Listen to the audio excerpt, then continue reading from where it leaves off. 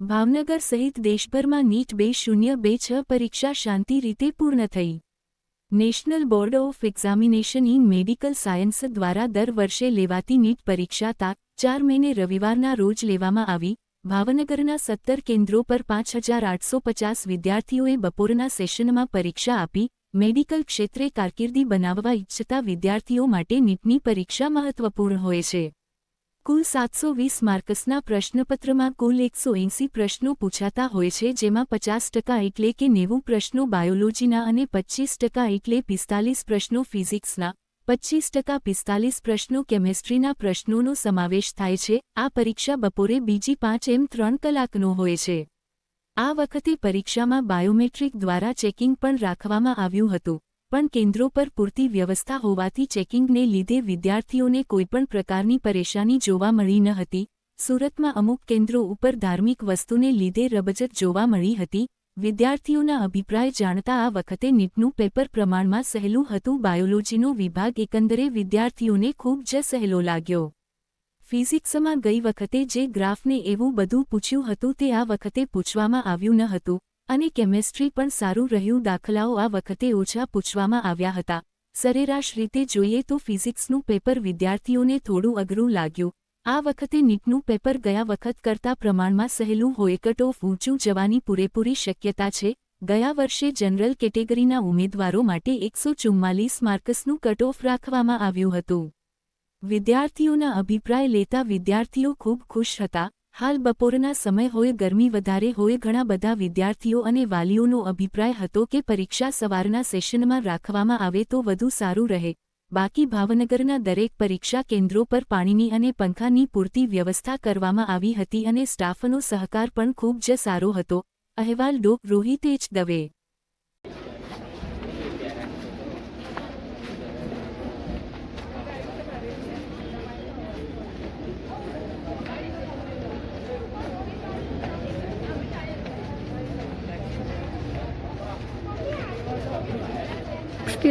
केवं paper गયું? ठीक था, अच्छा था। अच्छा, बायोलॉजी केवं હતું? बायोलॉजी इजी था। फिजिक्स और केमिस्ट्री कैसा था? फिजिक्स केमिस्ट्री इजी था, फिजिक्स मॉडरेट था। Okay, thank you.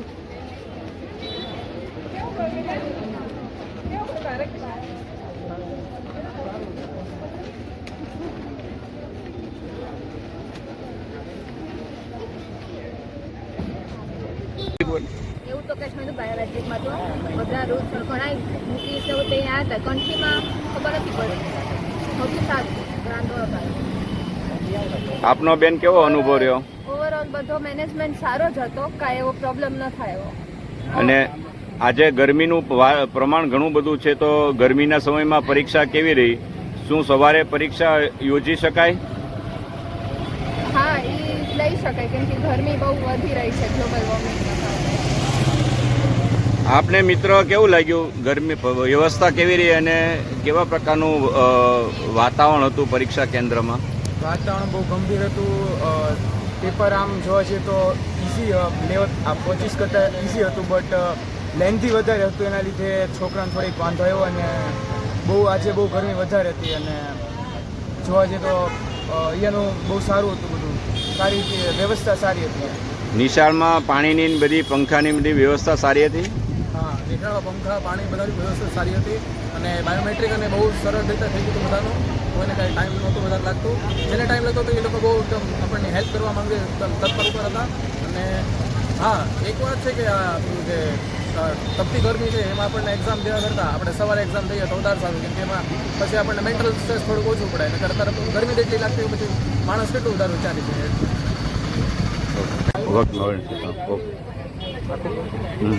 મારું નામ જક્ષ ગોહિલ છે। હું જ્ઞાન મંદિરનો સ્ટુડન્ટ છું। બાયોલોજીમાં ટાઈમ કન્ઝ્યુમિંગ પેપર હતો તો, અને પછી કેમેસ્ટ્રી ઇઝી હતું, ઓર્ગેનિક રિલેટેડ, અને ફિઝિકલમાં એટલે બહુ પ્રોબ્લેમ નહોતી। પછી ફિઝિક્સમાં ફોર્મ્યુલા બેઝડ ક્વેશ્ચન હતા એટલે એમાં આન્સર આવી ગયા, અને ઓવરઓલ પેપર તો એક્સપેક્ટેશન સારો હતો એક્સપેક્ટેશન કરતાં।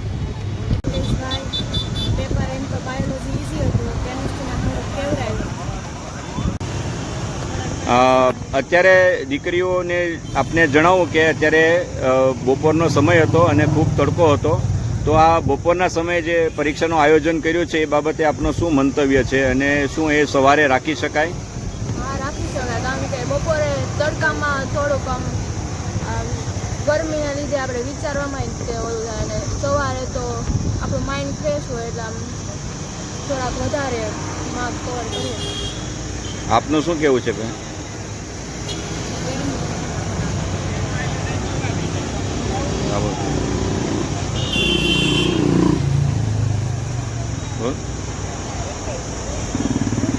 ઓકે, આભાર.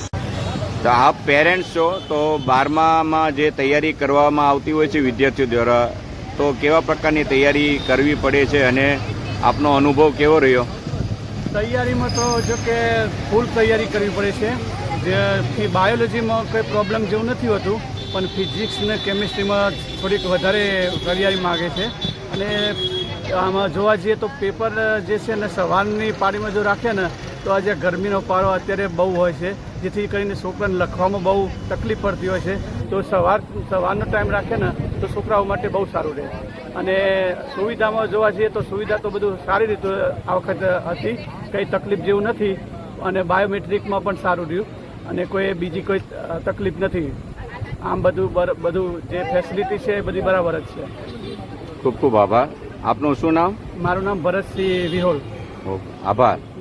થેન્ક આ વખતે નીટની પરીક્ષા લેવાની 2026ની, તો ભાવનગરમાં ઘણા બધા સેન્ટર ઉપર લેવાની, તો આપના મતે આજનો પરીક્ષા કેવી રહી?